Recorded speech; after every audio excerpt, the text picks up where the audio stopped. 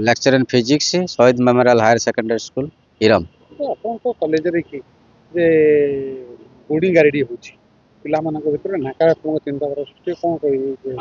କିଏ କରୁଛ ଏକୁ କାହିଁକି ଏମିତି ସୃଷ୍ଟି ହେଇଛି? आज्ञा यहीटा तो आम आगु शुणी आसुलु आमर अध्यक्ष श्री भोलानाथ पारिकी से जब अध्यक्ष होगी आसिले से टे गुड़ी गाड़ी कर कौन आम सब खामखियाली भाव नौलु एबे नगद आमर जड़े स्टाफ ताको देखी सार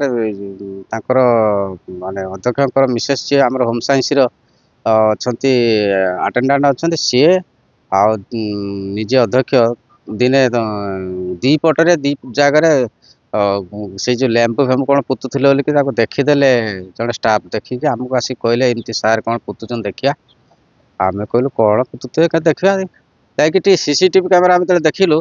एक्चुअल सार पुतुले आउटे मिसेस आम देखिलु आताको खोलिले देखला लेंबू गुआ पैसा सिंदूर फिंदूर सेमती बाहरला ता पूर्वर आम क्लासरूम रे ऑफिस घरे आम बहुत समय सफासफी हुए लेंबू गुआ पैसा ये सब बाहर आम सब खामखाली भाव नौलु एवं कहीं केजाणी सार ये जिन कर आम आश्चर्य लगला जो गोटे हेटी गोटे वातावरण एत खराब हो आमको भी डर माड़ुची जो खबर है आप आमर जो मीडिया भाई मैंने सब गले सार को पचरा पचर कले कौन पाई आप यहाँ करुले कारण सार लुचई पारे जेहेतु धरा पड़ सीसीटीवी कैमेरा धरे देछि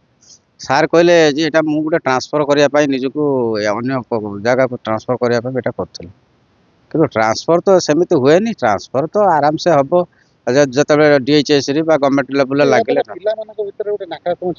निश्चय निश्चय पिला माने से दिन घटना पर दिन आमर जो डाटा एंट्री ऑपरेटर जी नित्यानंद विशाल सी से जगह पर पूर्व दिन खामखियाली नहीं कि परिश्रम करदे से जगह पर तापर दिन से कौन गोटे है तंटी किए चिपिकी देला भाया गाड़ी गड़ी पड़े से जगह पर जहाँफल सब से एरिया जिते स्टाफ और पिला छात्र छात्री मध्य भय गोटे सृष्टि कहीं एमती गुणी गारेडी कर सार आम तो बुझीपार जदि से ट्रांसफर कर तो एमती हवा कथा नहीं स्टाफ मरीजा पर होता आमती आम चिंताधारा करके सब कलेक्टर ए विषय जनवा कथा जेहेतु प्रेसिडेंट से आम जनवा कथा जन एपर्यंत।